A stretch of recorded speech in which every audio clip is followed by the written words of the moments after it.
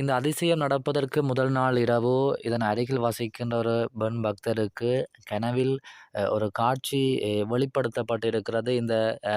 இந்த சிலுவம் இருக்கின்ற பகுதியில் அதிகளவான மக்கள் வருகை தந்து கடவுளை தரிசிப்பதான ஒரு காட்சி முதல் நாள் இரவு அந்த பெண் பக்தருக்கு கனவில் வெளிப்படுத்தப்பட்டிருக்கிறது. அதே போன்றுதான் இன்னொரு விடயம். இந்த காட்சியை முதலாக கண்டவர் உண்மையில் ஒரு தீவிரமான இறை நம்பிக்கையுடையவர். எப்பொழுதும் அவர் கோயில் மீதும் இறைவன் மீதும் விசுவாசம் கொண்டவர். அம் அ எந்த நாளும் அவர் இறைவனை தேடுகின்ற ஒரு நபருக்குத்தான் இந்த காட்சியை இறைவன் காட்டியிருக்கிறார். அனைவருக்கும் வணக்கம். சில நாட்களாக சமூக வலைத்தளங்களில், அதாவது உலகளவில் வைரலான ஒரு விடயம், வடமராட்சி கிழக்கு கட்டைக்காட்டு பகுதியில் காணப்பட்ட ஆண்டவரின் சிலையிலிருந்து நீர் கசிகின்ற விடயம்தான். உலகளவில் அது வைரலாகி இருந்தது. இந்த வடமராட்சி கிழக்கு கட்டைக்காடு பகுதியில் காணப்படுகின்ற கப்பலேந்தி மாதா ஆலயத்தில் இதற்கு முன்பும் பல சுவாரஸ்யமான சம்பவங்கள் நடந்திருக்கின்றன.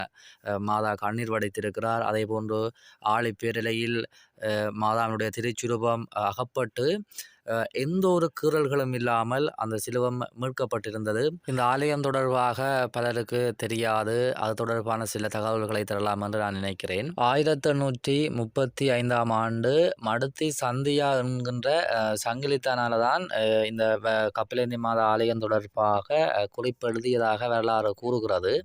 ஆனால் 1944ஆம் ஆண்டு சந்தியா மடுத்திஸ் என்பவரால் எல்லோரும் இலகுவாக இந்த ஆலயத்தினுடைய வரலாற்றை அறிந்து கொள்ளக்கூடியவாறு கப்பலேந்தி மாதா கரையிறங்கிய காண்டம் என எழுதியதாகவும் கூறப்படுகிறது. இதில் முக்கியமான விடயம் என்னென்று சொன்னால், 1545ஆம் ஆண்டு காலப்பகுதியில் இப்போ ஆலயம் அமைந்திருக்கிற இந்த கட்டைக்காடு கடலில் ஒரு போர்த்துகேயருடைய கப்பல் ஒன்று பயணித்திருக்கிறது. அந்த கப்பல் போய்கொண்டிருக்கல சரியாக அந்த கட்டைக்காடு கடற்பிறப்புக்கு நேரம் வரும்போது கடலில் திடீரென கடும் புயலில் சிக்கி அதில் இருந்தவர்கள் உயிருக்கு போராடி கப்பல் தாழப்போகுது என்பதனை அறிந்து கப்பலில் இருந்த எல்லா பொருட்களையும் கடலில் வீசி இருக்கிறார்கள். அவர்கள் இவ்வாறு கடலில் பொருட்களை வீசும்போதுதான் மாதாவினுடைய திருச்சொரூபமும் தவறுதலாக கடலில் வீசப்பட்டிருக்கிறது. சிறிது நேரம் கழிச்சு, அதாவது கடல்ல வீசின புயல் கடும் காற்று ஓய்ந்த பின்பு ஒரு சிறிய படகு மூலம் கப்பலில் இருந்த கேப்டன் உட்பட சிலர் தாங்கள் எறிந்த கடலில் வீசிய பொருட்களை கண்டெடுப்பதற்காக கரைக்கு வந்திருக்கிறார்கள்.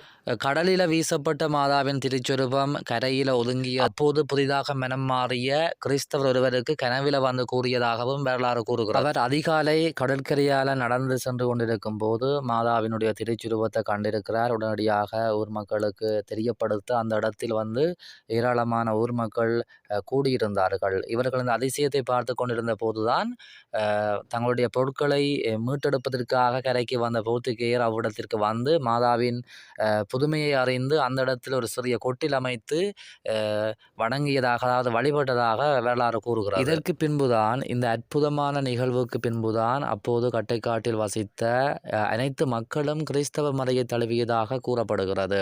இந்த அதிசயமான நிகழ்வு அப்போது பொறுப்பாக இருந்த குறுமுதல்வருக்கு தெரியப்படுத்தியதும் உடனடியாக அன்னையின் திருச்சுரூபம் ரோமாபுரிக்கு எடுத்துச் செல்லப்பட வேண்டும் என வலியுறுத்தப்பட்டது. இதன்படி ரோமாபுரிக்கு கொண்டு செல்லப்பட்ட அன்னையின் திருச்சுரூபத்தை அங்கு அவர்கள் வழிபட்டு அன்னையினுடைய திருச்சுரூபத்திற்கு கப்பலேந்தி மாதா என்று பெயரிட்டு மீண்டும் கட்டைக்காட்டிற்கு அனுப்பி வைத்ததாகவும் கூறப்படுகிறது. இந்த கட்டைக்காடு பகுதியில் வாழ்கின்ற அனைத்து மக்களுமே கிறிஸ்தவ மதத்தை தழுவியவர்கள். இவர்களுடைய கொள்கைகள், இவர்களுடைய இறை நம்பிக்கைகள் மிகவும் வித்தியாசமாக இருக்கும். இவர்கள் உருவாக்கும் சட்டங்கள், அதாவது ஆலயம் சார்ந்து இவர்கள் உருவாக்குகின்ற சட்டங்களை அந்த பகுதியில் வசிக்கின்ற எல்லா மக்களும் கடைபிடிப்பார்கள். அந்த ஆலயத்தில் எடுக்கப்படுகின்ற முடிவுதான் எல்லோருக்கும் சமமானது. அதை எல்லோரும் கண்டிப்பாக நிறைவேற்ற வேண்டும் என்ற ஒரு முடிவை இவர்கள் எடுப்பார்கள். அதே போன்றுதான் இந்த பெரியொரு ஆலயத்தை இவர்கள் தங்களுடைய சொந்த நிதியில் கட்டி முடித்திருக்கிறார்கள். சிலர் உதவி செய்திருக்கிறார்கள் தான், ஆனாலும் அதிகமான பணத்தை இந்த பகுதியில் வாழும் மக்கள் தான் செலுத்தி இந்த அழகிய ஆலயத்தை அன்னைக்கு கட்டி முடித்திருக்கிறார்கள். ஒரு சில தினங்களுக்கு முன்புதான் தற்பொழுது உலகமே உற்று நோக்கி கொண்டிருக்கும் கட்டைக்காடு கப்பலேந்தி மாதா ஆலய வளாகத்தில் காணப்படுகின்ற ஆண்டவரின் சிலையின் பாதத்திலிருந்து நீர் கசிந்தது. அது 2 நாட்களாக நீர் கசிந்தது.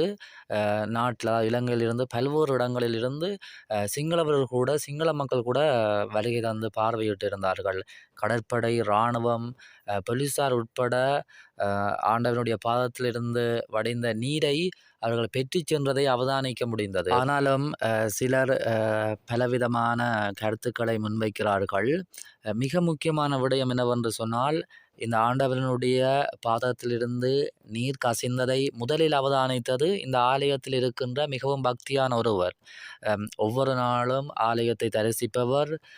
இந்த ஆலயம் அதாவது இறைவனில் மிகவும் பக்தியான ஒருவருக்குத்தான் இந்த அதிசயத்தை முதலாக இறைவன் காட்டியிருந்தார். அவர்தான் இந்த அதிசயத்தை கண்டு மக்களுக்கு தெரியப்படுத்தியிருந்தார். அதே போன்று அதிசயம் நிகழ்வதற்கு முதல் நாள் இரவு அருகில் இருந்த ஒரு பெண்மணிக்கு கனவில் வந்து அந்த சிலுவத்திற்கு அருகில் ஏராளமான மக்கள் குவிந்திருப்பதாகவும் ஆண்டவரை தரிசிப்பதாகவும் ஒரு நிகழ்வை கனவில் காட்டியிருந்தார். மறுநாள் அந்த பெண் பக்தர் மறுநாள் தன்னுடைய கதவை திறந்து வெளியில் பார்க்கும்போது அந்த கனவில் காட்சி கொடுத்தது போன்று ஆண்டவனுடைய சிலுவத்தில் அதிகமான மக்கள் கூடியிருந்த அவருடைய அதிசயத்தை பார்த்திருந்ததாகவும் அவர் தெரிவித்திருந்தார். இந்த சம்பவம் நடந்து இன்றுடன் 4 நாட்களை கடக்கிறது. இன்றும் ஏராளமான பக்தர்கள் வருகை தந்து கொண்டிருக்கிறார்கள் வேறு இடங்களில் இருந்து.